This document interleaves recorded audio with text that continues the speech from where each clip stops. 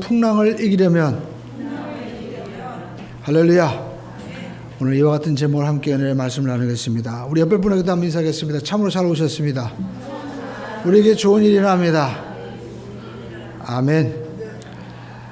우리가 사도행전을 보면 사도 바울이 이제 다메섹 도상에서 예수님을 만납니다. 우리는 인생을 살면서 누군가 꼭 만나야 될 사람이 있는 것입니다. 그 사람을 만날 때 우리의 삶에 정말 새로운 역사가 쓰여지게 되는 거죠. 우리 성경에도 보니까 모세는 애굽 왕궁에 있었습니다. 당시 최고의 도시였고 최고의 신분이었습니다. 그러나 모세가 하나님 만나기 전에는 그 40년간의 일대기가 기록이 안 돼 있어요.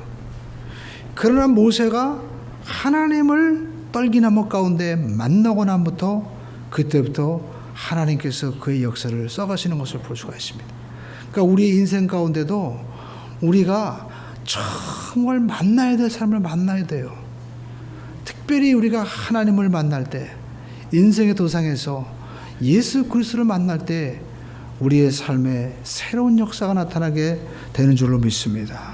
사도 바울이 예수님 만나자 그는 변화가 된 거예요. 그러니까 내가 변화되려고 해서 되는 것이 아니라 만남이 변화가 되는 것이죠. 우리가 성경에 보면 예수님이 이제 사도 바울을 만나셨잖아요. 그러니까 자연환경도 만남이에요. 더운 공기와 찬 공기가 만날 때 거기에 눈과 비가 오는 것처럼 우리 인생에도 하나님을 만날 때 누가 뭐라고 하든 하나님께서 베풀어 주시는 은혜의 담비가 내리고 은혜의 역사가 나타나게 되는 것입니다. 사도 바울이 예수님 만나니까 누가 뭐라고 하지 않았는데 그의 인생에 변화가 일어났습니다. 이제까지 자기가 자랑하던 모든 것, 나는 가말리엘 문화, 그리고 나는 히브리인 중에 히브리인이고 또 나는 베냐민 족속의 사람이고 나는 로마 시민권자, 이 모든 것들을 성경에 보니까 다 분토같이 버리고 오직 예수 그리스도와 십자가, 그의 죽음에서 부활하신 그리스도 외에는 내가 알지 아니하기로 작정하였노라. 가장 귀한 것을 그가 보았을 때 모든 것들은 다 분토와도 같았다라고 말씀하고 있습니다.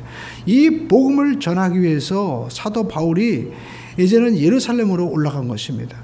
예루살렘에는 유대인들이 사도 바울을 죽이고자 40일 동안 이제 아무것도 먹지 않냐고 내가 작정했다고 사도행전 23장에 기록하고 있죠. 그래서 그 일을 아가보 선지자든지 또 빌립 지사의 딸들 통하여 예언해 주었습니다. 당신이 예루살렘 올라가면 밧줄에 묶이게 되고 감옥에 갇히는 일이 일어난다. 올라가지 않았으면 좋겠다. 그러나 사도 바울은 자기 목숨을 걸은 거예요. 조금도 아까워하지 않은 것입니다. 주님을 만나면 아까운 것이 없는 거예요. 여러분, 우리가 예수님을 만남으로 인생에 두려움이 없이 담대하게 나갈 수 있는 우리 모두가 되기를 주님의 이름으로 축원을 드립니다. 주님 만나고 나니까 두려운 것이 없었어요. 올라갔습니다.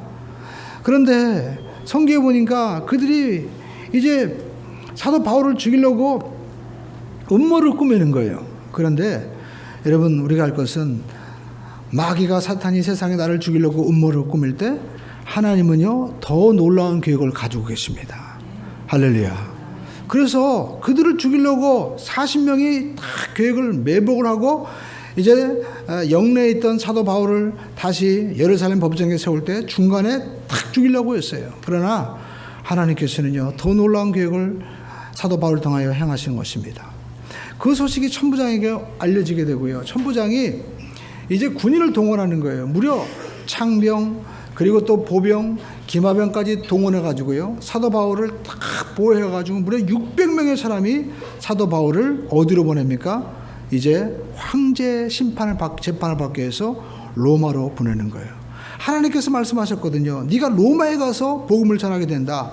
어떻게 로마까지 갈 것인가? 그 수많은 길도 위험하지만 가기까지 수많은 매복과 위험이 있는데 로마 군인에 의해서 딱 호위되어 가니까 안전하게 갈 수 있게 되는 것이죠. 여러분, 우리 인생 가운데 아무리 어려워도 하나님의 계획과 섭리가 있음을 우리가 믿고 담대하게 나가는 우리 모두가 되기를 주님의 이름으로 축원드립니다. 오늘 이야기는 이제 사도 바울이 로마로 가는데 육지가 아니라 어디로 가는 거예요? 배를 타고 가는 과정 가운데서 이제 벌어지는 이야기가 나오고 있는 것을 볼 수가 있습니다. 사도 바울이 이제 자기가 여행을 하면서 이 항해 어려움이 있음을 알았습니다. 그래서 그 배가 그레데 섬의 미항이라는 곳에 도착했을 때 이제 백부장과 그리고 배에 탔던 사람들에게 이야기를 하는 것입니다. 우리가 성경 사도행전 27장 9절에 보면 이와 같이 말씀하고 있습니다. 여러 날이 걸려 금식하는 절기가 이미 지났으므로 항해하기가 위태한지라. 바울이 그들을 권하여 말하되 여러분이여 내가 보니 이번 항해가 화물과 배뿐만 아니라 우리 생명에도 타격과 많은 손해를 끼치리라 하되 라고 말씀하고 있습니다. 어려운 것을 예견하고 사도 바울이 기도하면서 하나님께서 고난이 있음을 깨닫게 하셨죠. 그래서 11절에 이제 백부장과 선장에게 이야기했지만 그들이 어떻게 반응합니까? 백부장이 선장과 선주의 말을 바울의 말보다 더 믿었더라라고 말씀하고 있습니다. 그래서 그들은요 이제 이 알렉산드리아호라는 이 배 무려 276명이 되는 많은 사람이 탄 거예요. 여러분 우리가 가끔 가다 보면 고깃배 사고가 일어나잖아요. 근데 보면 우리가 뭐 낚시하는 배들 10명 20명 전복돼도 우리가 그 배를 크게 보면 이게 작지 않은데 당시 목재로 된 배 276명이 타는 배는요 어마어마한 배였던 것을 우리가 상상할 수가 있죠. 그래서 그들은 이제 그 배를 타고 네가 무슨 뭘 바다에 대해서 뭘 아냐 하면서 선주 그다음에 또 선장 백부장 이런 사람들은 바울의 말을 무시하고 로마로 향했던 것입니다. 그런데 맨 처음에는 순항을 했어요. 우리가 성경에 보니까 13절에 남풍이 순하게 불매 그들이 뜻을 이룬 줄 알고 닷을 감아 그레데 해변을 끼고 항해하더니 맨 처음에 잘 갔습니다. 그런데 얼마 안 돼요. 14절에 섬 가운데로부터 유라굴라라는 광풍이 크게 일어났다라고 말씀하고 있어요. 대풍이 불어오는 거예요. 그래가지고 이튿날 둘째 날에는요 그들이 이제 그 배가 가라앉을 것 같아가지고 자기들이 가지고 있던 모든 선장과 화주들은요 짐을 바다에 던져버립니다. 왜냐하면 배가 무거우면 가라앉으니까. 또 사흘째 되는 날에는요 배 기구까지 다 버린 거예요. 배를 어떻게든지 가볍게 해서 자기들이 목숨만이라도 건져야 봐야 되겠다라고 그들이 생각하면서 모든 것을 던졌습니다. 그런데 웬걸요 바람이 또 더 폭풍은 심하게 부는 겁니다. 그래서 이제 성경에 보니까 얼마나 심했는지 하늘의 해도 별도 보이지 않는 거예요. 그러니까 하늘의 해와 별들이 안 보였다는 것은 무엇을 얘기합니까? 시커먼 먹구름이 꽉 차 있는 거예요. 그래가지고 도저히 희망이 보이지 않았다라는 것입니다. 그런데 사람들은 그 가운데 야 이제 우리 다 죽었구나. 이제 죽는 거야. 절망하고 있는데 그때 어떻게 해요? 사도 바울이 하나님의 음성을 들은 거예요.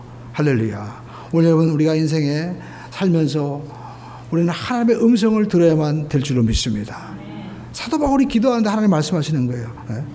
내 말을 듣고 너희들이 이 그레데 섬을 떠나지 않고 미항에 머물렀다가 이제 이 겨울이 지난 다음에 운행했으면 좋을 걸 하면서 그러나 너희들이 안심하라. 하나님의 사자가 내게 와서 바울아 네가 로마의 황제 앞에 서야 되겠고 하나님께서 너와 함께하는 자를 다 내게 주셨다라고 말했으므로 여러분들은 머리털 하나도 상하지 않고 모두 다 구원을 받을 것입니다 라고 담대하게 이야기하는 거예요.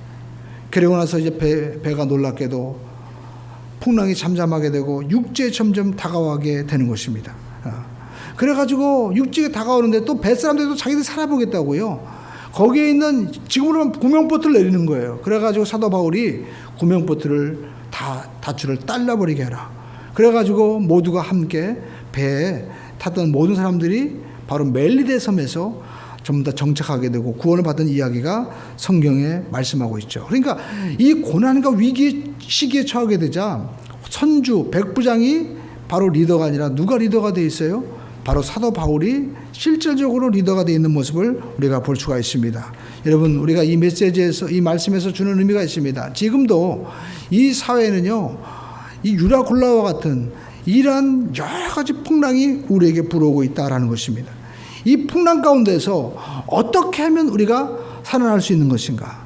이것을 성경 우리에게 말씀하고 있습니다. 첫 번째 우리가 해야 될 것은요, 탐욕과 욕심을 버리고 우리의 인생의 무거운 짐을 버리고 삶을 가볍게 해야 된다라는 것입니다. 할렐루야. 믿으시면 아멘 하십시다. 여러분, 인생의 욕심을 버리고 우리가 인생의 무거운 짐을 버리고 가볍게 하시기를 주님의 이름으로 축원드립니다. 할렐루야.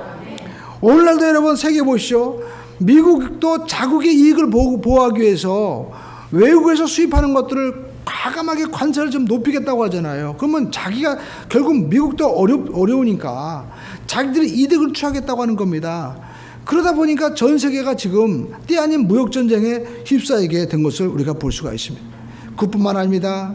또 세계 이제까지 냉전시대에 핵무기를 감축하자 했는데 거꾸로 지금 가고 있는 거예요. 소련, 중국, 그리고 일본, 미국 할 거 없이 전 세계 하다못해 호주도 중국이 자꾸만 이렇게 남방 정책을 해가지고 내려오니까 호주도 무장을 한다고 그래요. 호주도.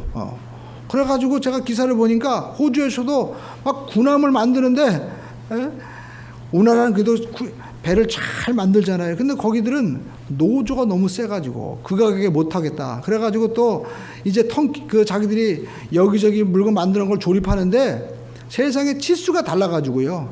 여기는 또 미터, 여기는 인치 해가지고 나중에 배를 조립한 걸 갖다 보니까 이게 서로 다른 거야. 그래가지고 배가 앞뒤가 막 맞지가 않아가지고요. 뉴스 기사 보니까 6천억인가 얼마 드릴게 뭐 2조 얼마가 돼가지고 정말 호주가 지금 난리가 났대요. 그 정도로 지금 위협을 받고 있는 거예요. 전체적으로. 그러니까 정치, 경제, 또 문화계도 마찬가지죠. 이제까지 우리가 살아왔던 이런 모든 성경의 또 이 자연적인 이 모든 것들을 다 지금은 뭐 포스트 모더니즘이다 해가지고요, 다 인정이 된다고 해가지고 이 세계 각지에 벌어나고 있는 전쟁, 이게 뭡니까? 문화 전쟁인 거예요. 우리가 IS라든지 이런 것들도 이면에 보면은요, 그 속에는 문화와 종교가 있는 것입니다. 그래서 지금 이슬람권과 또 기독교, 또 불교 이런 모든 것들이 그 속에는 갈등하고 있는 이러한 시대에 우리가 살아가고 있다는 것입니다. 그뿐만 아닙니다. 지금 우리 사회에서 벌어지고 있는 미투 운동이라든지 이런 것들도 이제까지 억눌려왔던 여성들의 아픔과 이 모든 것들이 지금 폭발하고 있는 거예요. 근데 안타까운 것은 이것을 우리가 해석하고 받아들이고 변화시킬 이런 힘이, 그리고 성숙도가 우리에게 있어져야 되는데 그게 있지 않으니까 점점 더 어려워지고 있는 것을 볼 수가 있습니다. 학교도 마찬가지입니다. 이번에 기사를 보니까 학교에서도 선생님들이 맞아요. 보니까 애들이 맞는 게 아니라 선생님들을 때린다는 거예요. 그래가지고 선생님들이 창피해가지고 어떻게 할 수도 없고, 그래가지고 이것도 법으로 제정해서 만약에 학생들이 선생님을 때리면 이제 강력하게 법으로 제재하겠다라는 법이 지금 국회에 상정해서 이제 결정해야 되는데 그게 안 되기 때문에 지금 그걸 또 우리가 해야 된다. 그러니까 모든 것들이 참 법을 만들고 늘어나고 힘든 시대에 우리가 살아가고 있습니다. 그뿐만 아닙니다. 이번에 기사를 보니까 이제 호족에 하도 이혼을 많이 하니까 그 이름을 이제는 친부, 또 그다음에 또 뭐 다른 부모님 이거 갖다가 이게 다 없애버리고 이제 통일하겠다. 그럼 뭘 얘기합니까? 그만큼 이제 호적 정리도 힘들다는 거예요. 그만큼 가정도 혼란의 시대에 우리가 살아가고 있는 이러한 시대에 우리가 있다는 것입니다. 그래서 우리가 이 어려운 시대, 이 풍랑을 우리가 어떻게 해결해야 될 것인가? 우리가 알 것은요, 이 시대에 우리는 짐을 가볍게 해야 된다는 것입니다. 그래서 성경에 보면 모든 것이 어디서부터 시작되는 거예요? 욕심에서부터 시작되는 거죠. 그래서 우리가 인생을 살아가면서 우리는 우리 속에 있는 탐욕과 욕심을 버리고 삶을 가볍게 해야 된다는 것입니다. 우리 삶 가운데 왜 이런 어려움이 당했는지 이 원인을 우리가 살펴봐야 된다는 것입니다. 오늘 사도 바울이 타고 가는 이 배가 풍랑을 만난 것은요, 성경에 보니까 사도행전 27장 우리가 9절의 말씀을 볼 필요가 있어요. 우리 한번 27장 9절의 말씀을 읽어볼까요? 시작. 여러 날이 걸려 금식하는 절기가 이미 지났으므로 항해하기가 위태한지라 바울이 그들을 권하여. 그러니까 사도 바울은 이제까지 자기가 이제 배를 타고 이탈리아로 가기로 이제 작정되어서 가잖아요. 그래서 20장 1절에 보니까 이 사도행전에 저자했던 누가와 그리고 27장 2절에 보니까 바로 누굽니까? 아리스하고 이게 동행하는 거예요. 그러니까 인생은요, 복음도 혼자 하는 게 아니에요. 동행자가 있는 거예요. 예. 그 동행자를 우리가 귀하게 여겨야 되는 거예요. 예. 그런데 여기 보니까 금식하는 절기가 나오죠. 이 절기는요, 11월 달부터 3월 달까지의 절기입니다. 그때는 이 지중해 있는 그 지역이 겨울바람이 불기 때문에 항해하기에는 굉장히 어려운 시기예요. 그리고 사도 바울도 자기들이 계획했던 것보다 점점 늦어졌기 때문에 그걸 알았습니다. 그래서 이 바람이 정말 불어오니까 우리가 이 미양이라는 곳에 머물렀다 가는 것이 좋을 것이다라고 얘기했어요. 그럼에도 불구하고 오늘 보니까 11절에 백부장이 선장과 선주의 말을 바울의 말보다 더 믿었더라. 왜 그럴까요? 선주와 선장은요, 이 겨울 시기에 밀과 그리고 많은 그 짐들을 가지고 갔다가 이제 로마에 갖다 팔면 큰 경제적인 이득이 있는 거예요. 지금으로 말하면 우리가 야채, 채소 이런 것들을 겨울에는 얻기가 힘들잖아요. 그런데 따뜻한 지역에서 그 지역으로 가져가서 갖다 팔면 많은 이득을 얻는 것처럼 큰 이득이 있었기 때문에 그들이 항해를 강행했던 것입니다. 그렇기 때문에 그 큰 풍랑과 파도를 그냥 직방으로 맞아버린 거예요. 그러니까 우리 인생에도 나 때문에, 나의 욕심 때문에 내 배에 타고 있던 많은 사람들이 어려움을 당할 수 있다는 것입니다. 왜 그래요? 욕심 때문에. 성경에도 보니까 아담과 하와가 에덴 동산에 있었습니다. 그런데 마귀가 와가지고 하와에게 유혹하죠. 너도 이 선악과를 먹으면 누구처럼 됩니까? 하나님처럼 될 수 있다라고 유혹을 하는 것입니다. 그러다 하와가 그 선악과를 아담에게 주고, 그리고 또 자기들이 그 선악과를 바라볼 때 정말 하나님처럼 될 것이라고 욕심을 부리고 생각한 거예요. 그 결과 그들은 에덴 동산에서 쫓겨나가고 말았다라는 것입니다. 욕심은 반드시 파멸을 부르게 되는 것입니다. 그래서 야고보서 1장 15절에 보니까 욕심이 잉태한 즉 죄를 낳고 죄가 장성한 즉 사망을 낳느니라 라고 말씀하고 있습니다. 그래서 우리가 이 유라굴로의 강풍을 잠재우기 위해서는 우리가 어떻게 됩니까? 여러분 성경에 보니까 14일 동안 해와 달과 별들이 보이지 않고 아무것도 그들은 먹지도 못했는데 어떻게 살아나느냐? 성경에 보니까 바울은요, 그 가운데 뭘 했을까요? 기도한 거예요. 왜냐하면 하나님이 그에게 말씀하셨거든요. 여러분 우리가 알 것은 하나님은 언제 우리에게 말씀하시느냐? 예배드리고 기도할 때 하나님께서 말씀하시는 거예요.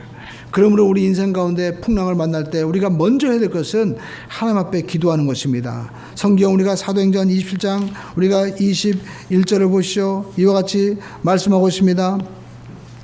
여러 사람이 오래 먹지 못하며 바울이 가운데 서서 말하되 여러분들이여 내 말을 듣고 그레데에서 떠나지 아니하면 이 타격과 손상을 면하였으리라 좋을 뻔하였느니라. 내가 너희를 권하노니 이제는 안심하라. 너희 중 아무도 생명에는 아무런 손상이 없겠고 오직 배뿐이니라. 왜? 23절에 보니까 내가 속한 바 곧 내가 섬기는 하나님의 사자가 어젯밤에 내게 곁에 서서 말하되 라고 말씀하고 있습니다. 하나님의 음성을 들은 거예요. 오늘 여러분 우리가 인생 살면서 인생에 많은 풍랑이 있습니다. 그러나 하나님께서 우리에게 말씀하시는 주의 음성을 들으면요, 우리 마음에 담대함이 오게 되는 거예요. 할렐루야.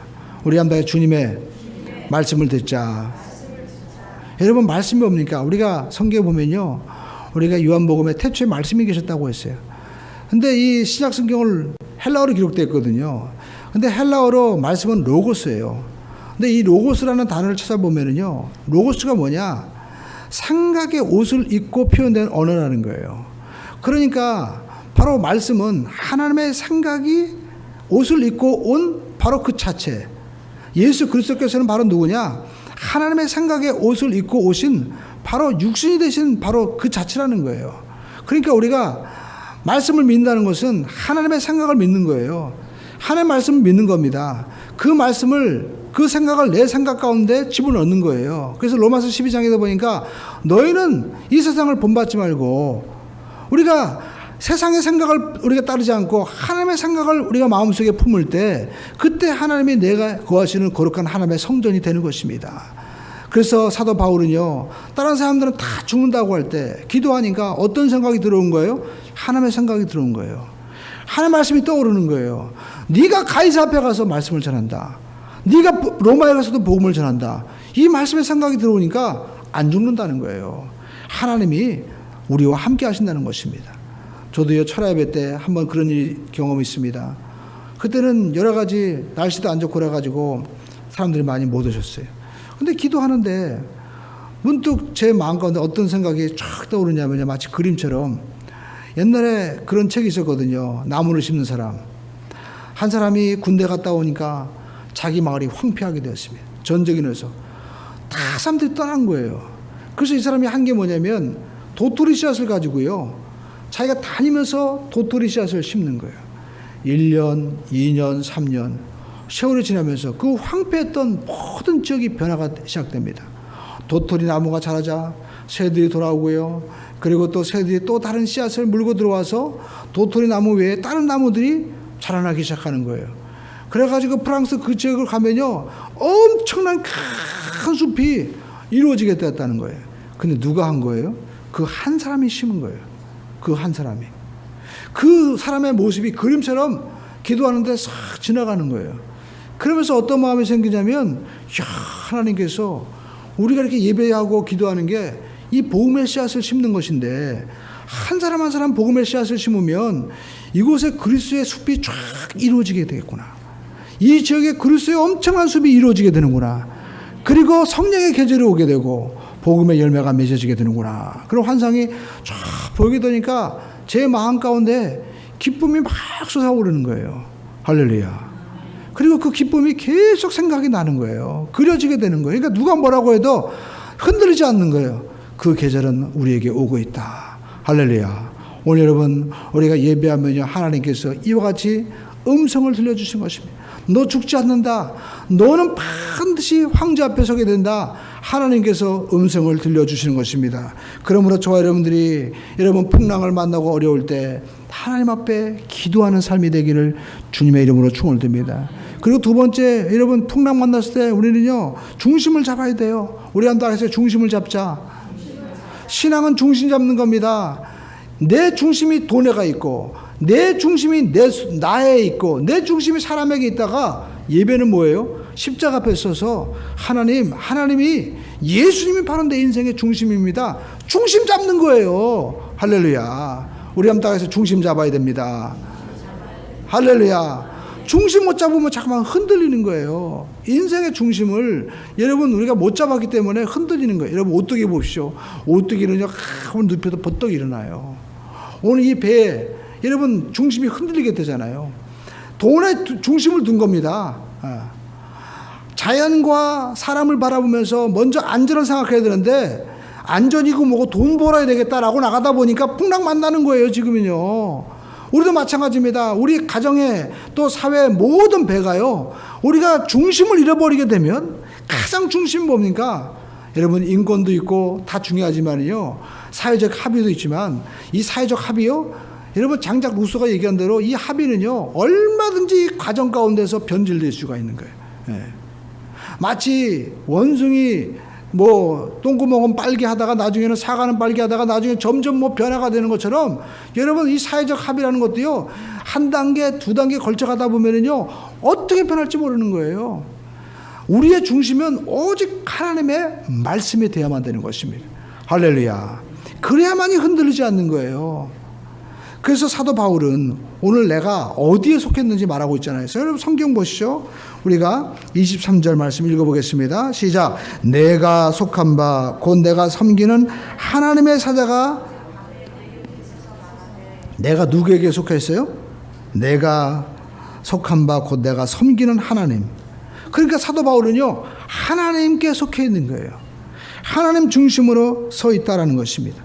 여러분 우리는 돈에 속해서도 안 되는 것이고, 세상 그 어떤 사람의 파워 있는 사람에게 속하는 것도 아니고, 우리는 인간의 욕심과 쾌락에 속해서도 안 되는 것입니다. 우리는 하나님께 속해 있는 사람이 되어야만 될 줄로 믿습니다.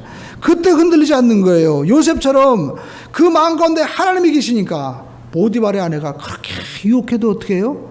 그 유혹에 흔들리지 않는 거예요. 육신의 종력에 속한 인생이 아닌 거예요. 하나님 앞에 속해 있으니까 흔들리지 않는 거예요. 돈에 속해 있는 것이 아닙니다. 내 욕심에 속해 있는 것이 아니에요. 내 자녀라 할지라도 그가 하나님 말씀에 섭해 있으면 하나님께 속해 있구나 감사할 수 있어야 되는 거예요. 그런데 많은 사람들이 돈에 속해 있어요. 그렇기 때문에 돈이 안 되면 자녀들이 사는 것도 바꾸라는 거예요. 그러니까 여러분 거기서부터 깨지기 시작하는 거예요. 우리는 하나님 말씀에 속해 있어야 돼요. 할렐루야. 내가 섬기는 것이 무엇입니까? 내 자신입니까? 여러분의 육신의 정욕과 안목의 장욕, 여러분이 가지고 있는 미모 다 변하는 겁니다. 다 썩어 없어져 버리는 거예요. 영원한 것은 하나님밖에 안 계십니다. 할렐루야. 그런데 사도 바울은 그걸 본 거예요. 담에색 도상에서 예수님 보니까 흔들리지 않는 이 고백하는 거예요. 그러니까 우리는요 반드시 예수님 만나야 돼요. 할렐루야. 우리 예수님 어떻게 만날 수 있어요? 말씀 속에서 만나는 거예요. 이 말씀이 내 속에 하나님이시니까 살아있는 검이 되고 그 세상에 어떤 것보다도 예리하여 혼과 그 관절과 골수를 찔러 쪼개어서 나를 바꾸는 거예요. 내가 바꾸는 게 아닙니다. 하나님 말씀이 나의 속에 들어와서 나를 바꿔주시는 거예요. 그러니까 사도 바울은 이렇게 14일 동안 아무것도 못 먹고 어려운 가운데도 담대하게 내가 속한 바 나의 하나님이 어제 하나님의 사자를 통해서 나에게 말씀하신다라고 말씀하고 있는 것입니다. 오늘 여러분 우리가 하나님께 속하게 되기를 주님의 이름으로 축원을 드립니다. 할렐루야. 우리가 돈도 벌고 세상에 명예도 얻고 출세도 해야 되고 인기도 얻어야 되지만 우리는 하나님께 속해야 돼. 할렐루야. 하나님께 속할 때 흔들리지 않게 된다는 것입니다. 그리고 여러분 이 풍랑 가운데 우리는 어떤 생각을 가져야 돼요? 긍정적인 생각을 가져야만 되는 것입니다. 여러분 성경 보시죠. 이 사람들 아직 죽지 않았는데 뭐라고 얘기해요? 우리는 다 죽는다는 거예요. 우리 망한다는 겁니다. 여러분 우리가 인생을 살아가면서 가장 우리가 경계해야 될 것이 무엇입니까? 부정적인 생각이다라는 것입니다. 부정적인 생각. 이것이 우리 인생을 쓰러지게 되는 거예요. 여러분 사람도 그리고 또 우리가 환경도 긍정적으로 우리가 바라볼 수 있는 우리 모두가 되기를 주님의 이름으로 축원을 드립니다. 두 사람의 죄수가 깜방에서 매일같이 창살을 통해서 바라보았습니다. 그래가지고 한 사람은요 하늘의 새와 그리고 또 하늘과 그리고 별들을 바라보면서 이렇게 세상은 아름답구나. 새들이 날아다니고 그리고 비가 오면 이제 모든 먼지가 다 적셔지고 새싹이 돌겠구나 하면서 기쁨과 희망을 노래하는데 한 사람은요 창살 밖을 바라보면서 비가 오니까 꾸적꾸적하고 진흙탕이네. 내 인생도 진흙탕인데 또 먼지가 날아다니는 걸 보고 내 인생도 이렇게 먼지투성이고 그리고 정말 힘들구나 하면서 날마다 원망과 불평을 하면서 살아갔다는 거예요. 감옥 생활을 다 마치게 되었습니다. 두 사람의 운명이 어떻게 됐을까요? 늘 감사하고 그리고 기쁨을 누렸던 사람은 다시 가정을 회복하고 그리고 행복한 인생을 살게 되는데 원망과 불평하는 사람은 안타깝게도 정신병원에 입원을 하고 말았다는 것입니다. 똑같은 것을 바라보라도 우리는 긍정적인 것을 바라보고 희망을 누려할 수 있는 우리 모두가 되시기를 주님의 이름으로 축원을 드립니다. 할렐루야. 오늘 성경에 보니까 사도 바울은요 이 어려운 가운데도 우리는 죽지 않는다는 거예요. 여러분 하나님 우리를 사랑하십니다. 할렐루야. 하나님이 여러분을 사랑하신 줄 믿으시면 아멘 하십시다. 왜 하나님이 우리를 사랑하십니까? 예수님께서 자기 자신을 십자가 못 박혀 죽으셨기 때문에 그런 거예요. 하나님께서 자기 아들을 십자가에 몸짓고 피 흘리셔서 그 죽음으로 모든 죄값을 대신한 겁니다. 채찍 맞음으로 우리의 질병을 고쳐주신 거예요. 아브라함의 복을 우리에게 주신 것입니다. 영생을 주셨어요. 이것에 대해서 흔들리지 않아야 돼요. 저는 어렸을 때 생활할 때 가끔 사고도 치고 잘못하면요 이제 집에 가기가 들어왔습니다. 그래서 집에 가도 보면요 그래도 여전히 밥은 다 해놨어요. 예.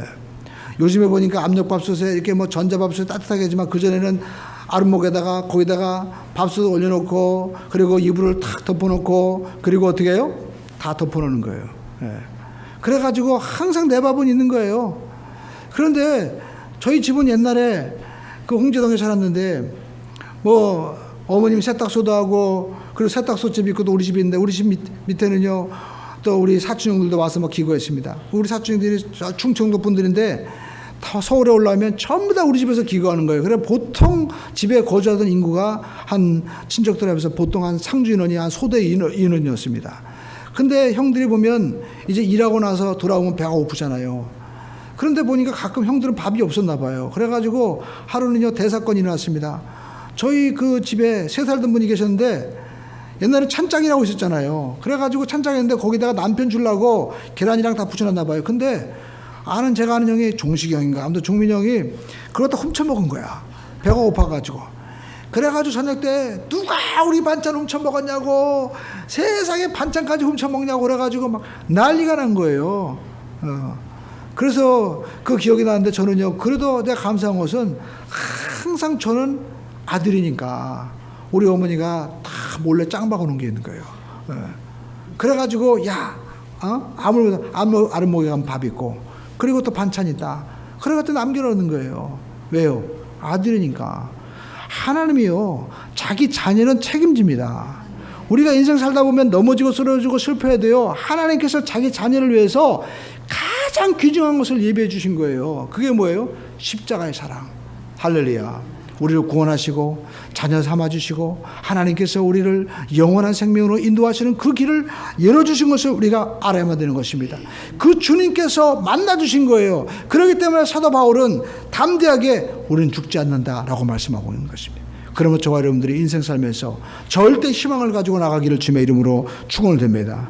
할렐루야. 우리 한다 희망을 갖자.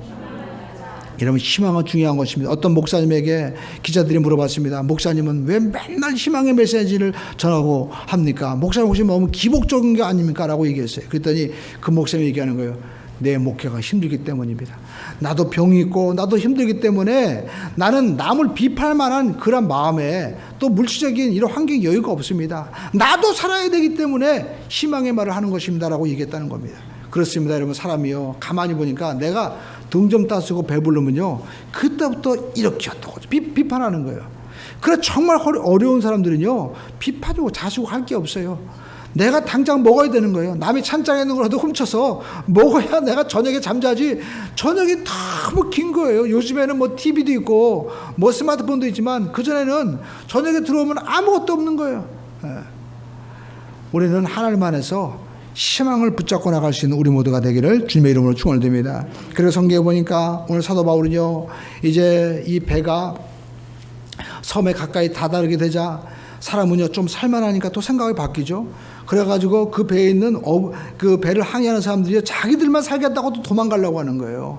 그래서 그 거룻배를 끊어버리라고 사도 바울이 이야기하는 겁니다. 그게 뭐예요? 서로 뭉쳐야만 된다는 거예요.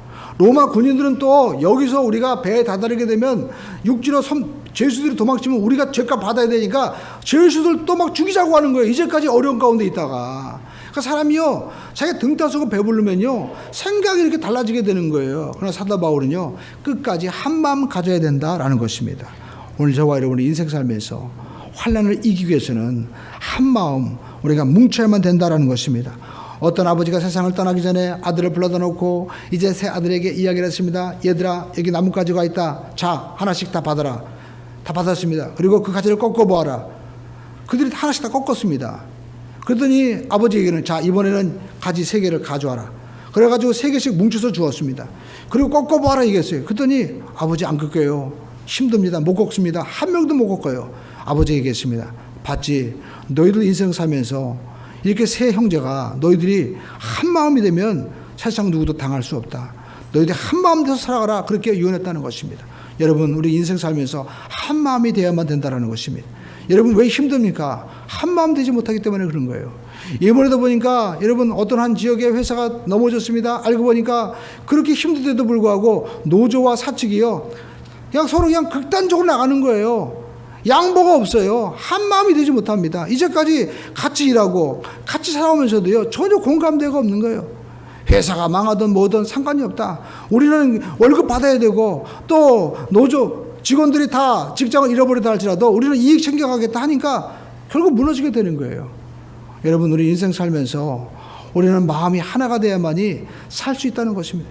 가정도 마찬가지입니다. 자녀가 어떻게 되거든 부모들이 서로 자기 이익을 취하면요 무너지게 되는 거예요. 옛날에 보면 나홀로 집에라는 영화 있었잖아요. 거기 조그만 아이가 연기 굉장히 잘합니다. 그래가지고 그 당시에 그 나홀로 집에 있는 아이가요 돈을 엄청 벌었어요. 당시 유명한 그 TV 드라마가 600만 불에 살아있는데 그 아이가 번 돈이요 600만 불이 아니라 1000만 불이 넘었다는 거예요. 그러니까 큰 돈이죠. 근데요 돈이 벌어지니까 그 젊은 부모가 서로 자기가 돈 관리하고 하겠다고 하면서 이혼했어요. 나중에 어떻게 됐습니까? 그 아이가, 나홀로 집에 있는 아이가 사진 나왔는데요.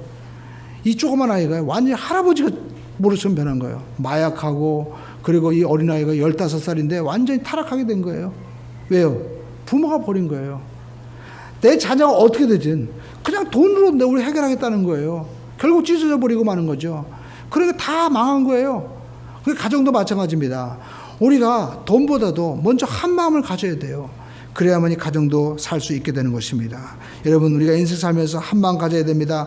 고린도전서 1장 10절에 보니까 형제들아 내가 우리 주 예수 그리스도의 이름으로 너희를 권하노니 우리가 같은 말을 하고 너희 가운데 분쟁이 없이 같은 마음과 같은 뜻으로 온전히 어떻게 해요? 합해라 라고 말씀하고 있습니다. 합쳐야만 되는 것입니다. 여러분, 어렸을 때 할아버지가 말씀했습니다. 야, 이제 계란이 어떻게 나오는지 알아? 계란이 병아리가 될 때 보면 이 어미닭이 콕콕 쫓는 거야. 이게 줄탁 동시라고 하는 거야 라고 얘기하는 거예요. 줄탁 뭡니까? 여러분 보면 계란을 어미닭이 품고 있죠. 그러면 때가 되면은 병아리가 부화해서 나옵니다. 근데 그냥 나오는 게 아니에요. 그 속에서 병아리 새끼가 콕콕콕 찍는 거예요. 그러면 어미닭이 그 소리를 듣고 위에서 큰 부리를 가지고 팍 찍는 겁니다. 그러면 계란이 팍 뽀개지면서 새 세계가 열리게 되는 거죠. 그러니까 속에서 뭐예요? 나 이제 다 컸어요. 나 좀 구해주세요. 그러면서 톡톡톡 두들 때 그 소리를 누가 듣는 거예요? 어미닭이 듣고 팍팍 찍는 거예요. 그러니까 그 껍질의 세계가 확 깨어지면서 나올 수 있게 되는 겁니다. 여러분, 인생도 마찬가지입니다. 내가 하나님 앞에 하나님 나 좀 구해주세요 라고 어떻게 해요? 내가 톡톡톡 들을 때 그때 하나님이 역사하시는 거예요. 그러면 우리가 살게 되는 거예요. 할렐루야. 사회도 마찬가지입니다. 저는 이런 미트 운동 이런 거 보면서 여성들이 아프다는 거예요. 우리가 힘들다는 겁니다. 뿐만 아닙니다. 모든 약자가 아픈 거죠. 그럼 어떻게 해요? 힘 있는 사람들이 그걸 깨트려주고 도와줘야만 되는 거예요. 그래야만이 새로운 삶이 우리 가운데 열려지게 되는 겁니다. 할렐루야. 가정에도 마찬가지죠. 가정에도 보면 여러분 아내의 아픔을 알 수 있어야 돼요. 제가 어제 우리 친척분이 자녀가 이제 이민을 가면서 결혼하는데 가족끼리 모였습니다. 근데 안타까운 것은 다 이민을 가면은 이제 부모 이제 형님들 가정만 남게 되거든요. 근데 형님이 그러는 거예요. 자기 며느리 자랑을 막 하는 거예요. 근데 옆에 분들이 아유 이제 며느리보다도 형수님을 아내를 생각해야죠. 그러니까 아유 그래도 우리 며느리가 훨씬 좋다는 거예요. 그러니까 옆에 있는 사람들이 얘기하는 겁니다. 며느리가 중요한 게 아니라 지금 바로 당신 옆에 있는 이제 누구야? 아내를 귀하게 여겨야지. 며느리가 밥 해주냐고. 며느리가 지금 캐나다가 있고 며느리가 뭐 미국 가 있는데 무슨 소용이냐고. 당장 옆에 있는 아내가 중요하지. 그래도 정신을 못 차리는 거예요. 그래서 제가 이야 그렇구나. 우리가 인생 살면서요. 평생 살면서 아내가 아파했던 것을 가만히 보니까 남편이요 모르는 거예요. 이게 아내가 톡톡톡 건드리면 어떻게 해요? 남편이 그걸 깨트려 줘야 되는데 그걸 모르는 거예요. 오늘 여러분 우리가 인생 살면서요 우리가 그 소리를 들을 수 있어야 돼요. 그래야만이 새로운 시대가 열리게 되는 겁니다. 할렐루야. 자녀들의 소리를 들을 수 있어야 되고 남편은 아내의 소리 또 아내도 남편의 아파한 소리를 우리가 들을 수 있어야만 되는 겁니다. 할렐루야. 여러분 남편이 저녁 때 들어올 때 우리는요 남편을 어떻게 맞이하십니까? 긍휼히 여기는 마음으로 받아들여야 돼요. 제가 아는 목사님은요 이 농협에 중앙에 이제 그 회장 비서로 있었대요. 근데 자기가 젊었을 때 뭘 봤냐면 남편이 사회생활하는 게 정말 힘들구나. 그걸 봤다는 거예요. 그전에 남편들이 양복 입고 탑비급한 쭉 다니니까 전부 다 멋있게 봤는데 세상에 회장 앞에서 결제할 때는요 회장이 이걸 서류라고 써왔냐 하면서 확 집어 던지고 심지어는 그냥 결제함으로 그냥 머리팍을 찢기도 하고 무릎 꿇으라고 해요. 발로 차기도 하고 그런 모습 보면서 자기가 너무 민망하고 그리고 부장님이고 과장님인데 저렇게 핍박받는구나. 그래도 자기 같다 으면 회사 안 다닐 텐데 그래도 자기 가족들이 있으니까 와서 또 밖에 나갈 때는 또 가정에서 회사 잘 갔다 왔다고 그러는 그 모습 보면서 사회생활이 정말 쉽지 않은구나. 그걸 봤다는 거예요. 여러분 인생 사는 게 쉽지 않아요. 아이들이 학교에서 갔다 올 때 그리고 또 남편이 갔다 올 때 아내가 갔다 올 때 서로가 어떻게 위로하고 힘을 합쳐주는 그런 사람으로 가정으로 서게 되면 할렐루야 가정이 복되게 될 줄로 믿습니다. 여러분 우리가 교회에서도 마찬가지입니다. 새로운 성도가 왔을 때 우리가 어떤 모습을 봐야 돼요? 정말 사랑하는 마음으로 참 잘 오셨습니다. 정말 당신 귀한 분입니다. 라고 우리가 인사해주고 격려해주면요, 그 사람 다음 주에 올 확률이 거의 100%예요. 그러나 여러분, 우리가 갔을 때 아무런 존재감이 없는 거야. 우리가 어떤 모임에 가도 동체에 갔는데도 나를 알아주지도 않고, 그리고 또 우리가 어떤 뭐 지역의 모임에 가도 나에 대해서 관심이 없으면 가고 싶겠어요? 우리가 예수 그리스도 안에서 왜 사도 바울이 그렇게 무난합니까? 너희들은 그리스도 예수 이름으로 구원받은 하나님의 자녀라는 거예요. 서로가 격려해 주라는 겁니다. 이것이 바로 하나님의 자녀의 삶인 것이죠. 오늘 여러분, 우리가 인생 살면서 많은 고난과 고통이 우리에게 다가올 수 있습니다. 그럴 때 우리는 우리 욕심을 끝까지 고집하지 말고 과감하게 우리가 욕심으로 가졌던 모든 것은 버릴 수 있어야만 되는 것입니다. 그리고 내가 누구 때문에 이런 일이 벌어지는가, 남을 원망하기 전에 내 욕심으로 이러한 일이 벌어지지 않는가 하면서 나 때문에 인생의 풍랑과 파도가 불어오고 있다면 우리는 하나님 앞에 서서 내 정체성을 다시 회복하고, 그리고 우리가 남을 비판하고, 그리고 우리 흩어지기 전에 한 마음이 되어서 나갈 수 있는 은혜의 공동체가 된다면 우리는 반드시 처음보다 나중에 복되게 되는 역사가 나타나게 될 줄로 믿습니다.